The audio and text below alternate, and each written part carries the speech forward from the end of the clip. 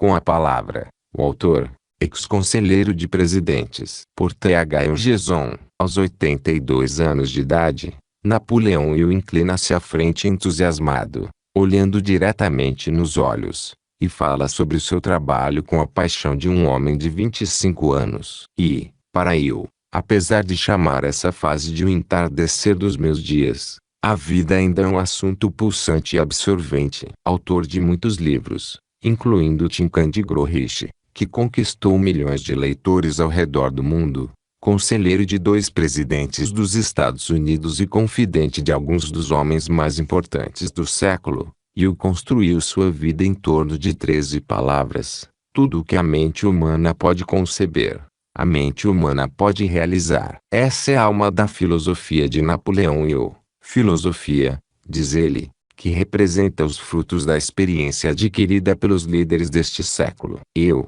ele mesmo uma história de sucesso, nasceu em uma cabana de um só cômodo no sudoeste da Virgínia e tinha 12 anos quando ganhou o primeiro par de sapatos. Muito jovem, trabalhando como repórter de jornal enquanto cursava Direito na Universidade de Georgetown, em Washington, D.C., em 1908 Hill deu início a uma aventura única e envolvente que lhe traria fortuna e o colocaria em contato íntimo com mais de 500 dos homens mais influentes e produtivos do mundo. Ele foi encarregado de escrever uma série de histórias de sucesso para uma revista, e sua primeira incumbência foi entrevistar o magnata do aço Andrew Carnegie. A entrevista com Carnegie, uma entrevista de 3 horas com Andrew Carnegie, prolongou-se por 3 dias e 3 noites. O magnata seduziu e eletrizou o jovem repórter com a ideia de organizar uma filosofia sobre os princípios do sucesso que ele havia aplicado para conquistar seus famosos milhões. Ao final da entrevista esgotante,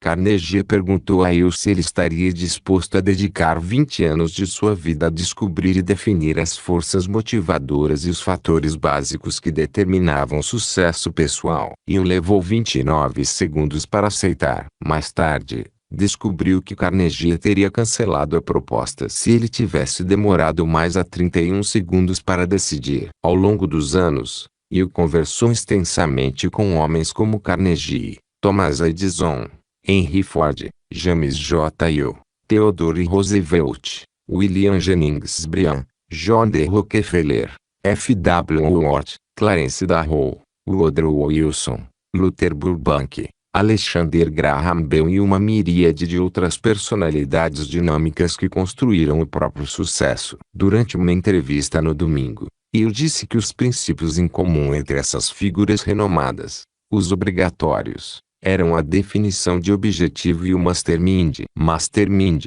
explica Hill no livro Tincandro-Riche, é a coordenação harmoniosa do conhecimento e do esforço entre 2 ou mais pessoas para que se atinja um objetivo definido. Basicamente, o mastermind é a simples utilização dos recursos humanos inerentes. Hill ficou intrigado com Edison, o grande e incansável inventor. Ele contou que, durante a conversa, Edison mostrou os arquivos onde armazenava os registros das várias invenções fracassadas e abortadas, uma pilha que se elevava bastante acima de suas cabeças. Edison disse a ele: sabe, eu tinha que ter êxito porque esgotei as coisas que não funcionavam. E foi conselheiro dos presidentes Woodrow Wilson e Franklin Delano Roosevelt e cunhou a frase "não há nada a temer, a não ser o próprio medo", que se tornou o lema do governo Roosevelt. Foi por sugestão de Hill que a FDR começou suas conversas ao pé da lareira durante a Segunda Guerra Mundial. Passageiro. A vida de Hill,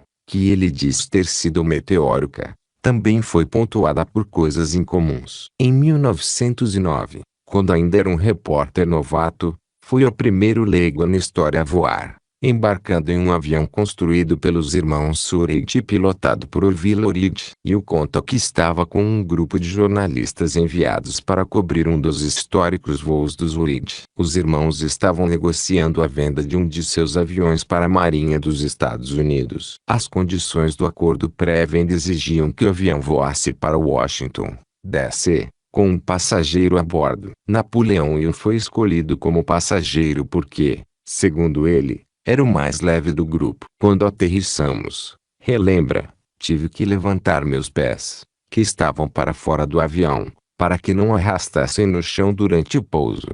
Os irmãos Wright, afirma eu, ficariam atônitos com o sucesso recente da aviação. Eles só queriam uma máquina que fosse capaz de voar por um trecho curto e talvez carregar 2 ou 3 passageiros. Difusão da filosofia do sucesso. O atual interesse de Yu é disseminar os princípios de sua filosofia em presídios. E é lá, entre os esquecidos e sem esperança, que ele acredita estar seu maior desafio. Ele chama esse trabalho de sacerdócio. A vida em si, diz Yu, é uma questão de equilibrar as vidas. E garante, qualquer um pode ser bem-sucedido. Ter sucesso é ser capaz de obter da vida tudo o que você quiser sem infringir os direitos dos outros. Nos últimos anos, Yu esteve muito envolvido com um projeto educacional sem fins lucrativos chamado Fundação Napoleão Hill. Por meio da fundação, ele e seus associados disseminam as ideias primordiais da filosofia Pense e Enriqueça de Hill. A maior parte das obras de Hill é escrita em sua casa, no topo de uma montanha em Ferris Mountain, Carolina do Sul. Seu próximo livro, Growth Piece of Mind, será publicado no próximo outono. Solicitado a descrever sua própria história de sucesso, Hill foi simples, mas definitivo. Aprendi a tornar minha mente receptiva a ideias.